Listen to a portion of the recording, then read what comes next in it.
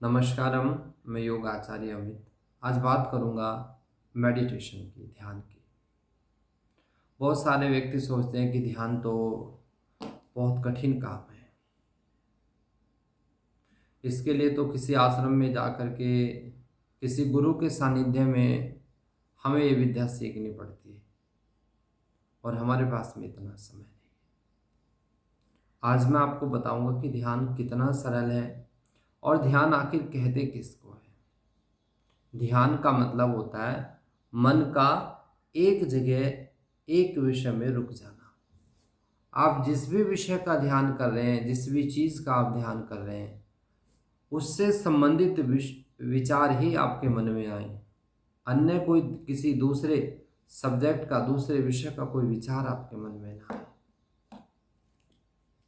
जैसे एक बच्चा मैथमेटिक्स का क्वेश्चन कर रहा है और वो कहीं पर उलझ गया, तो वो आप उसी के विषय में सोच रहा है, ना फिजिक्स का, ना केमिस्ट्री का, ना उसको अपने स्कूल का ध्यान आए, ना मम्मी पापा का ध्यान आए, ना घर का ध्यान आए। सिर्फ अपने मैथमेटिक्स के उस क्वेश्चन का ध्यान आए जिसको वो सोल्व करना चाहता है। तो उससे संबंधित वो सोच रहा है, विचार कर रहा है, कल्पना कर रहा है। अन्य कोई भी विचार उसके मन में ना आए, तो उस समय वो किस अवस्था में है? ध्यान की अवस्था में। अर्थात मन का एक विषय में रुक जाना ध्यान कहलाता है। ये महर्षि पतंजलि ने कहा, तत्र प्रत्यय एक तांता ध्यानम। जहां आपके मन की वृत्ति का एक रूपता, एक रूप हो जाना, मन का सिर्फ एक ही विषय में चलना, बाकी दूसरी जगह हमारा मन ना भटके, उसको ध्यान कहते हैं। कितना सरल है ध्यान। और आप सुबह उठने से लेकर रात को सोने तक के जितने भी आपके काम हैं, उसमें आप इस ध्यान को इम्प्लीमेंट कर सकते हैं। जो भी काम आप कर रहे हैं, यदि उसको आप ध्यान पूर्वक करते हैं, मन लगा के करते हैं, तो ये तो ध्यान है, ये तो मेडिटेशन है। लेकिन ये इतना आसान नहीं है। समाज के लोगों की स्थिति ये होती है कि जिस भी काम को वो कर रहे हैं, वहां पर उसका मन ना होकर के दूसरी जगह मन होता है। वो दूसरी जगह की बातें सोचता है, पड़ा हुआ है बेड पे, चारपाई पे, लेकिन मन कहीं और जा रहा है। रात को सो रहा है तब भी सपने कहीं और के आ रहे हैं। क्या कोई आसान है? अगर आज व्यक्ति की इम्यूनिटी घटी है, अगर आज व्यक्ति अच्छा खाते पीते हुए भी शरीर उसको वीकनेस महसूस हो रही है, शरीर गिरा गिरा से महसूस हो रहा है, उसको थकान महसूस हो रही है, तो उसका कारण होता है ध्यान पूर्वक अपना काम ना करना, दूसरी जगह ध्यान देना, दूसरी जगह की बातों को सोचना। आप हो यहाँ पर, लेकिन पास्ट और फ्यूचर से संबंधित विचार आप कर रहे हो, तो इस कारण से आपको ये प्रॉब्लम होती है, इस कारण से आपको थकान होती है, इस कारण से आपका शरीर गिरा गिरा रहता है। हाँ, क्योंकि हमारा मन शरीर का सूक्ष्मतम हिस्सा होता है और शरीर मन का स्थूल हिस्सा होता है। दोनों एक दूसरे से कनेक्ट रहते हैं, अलग नहीं है।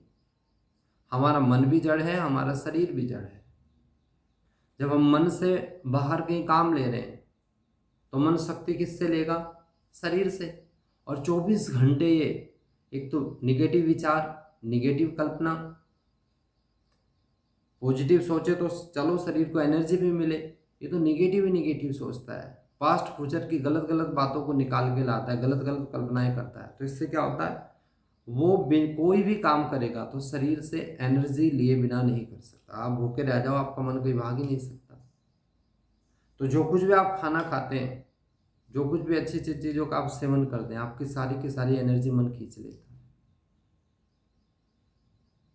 तो आज से आप क्या करें कि जो भी काम आप कर रहे हैं उसको ध्यानपूर्वक करें, उसी में मन लगा, इसके अलावा कुछ ना सोचें। ऐसा बार बार आप अभ्यास करें।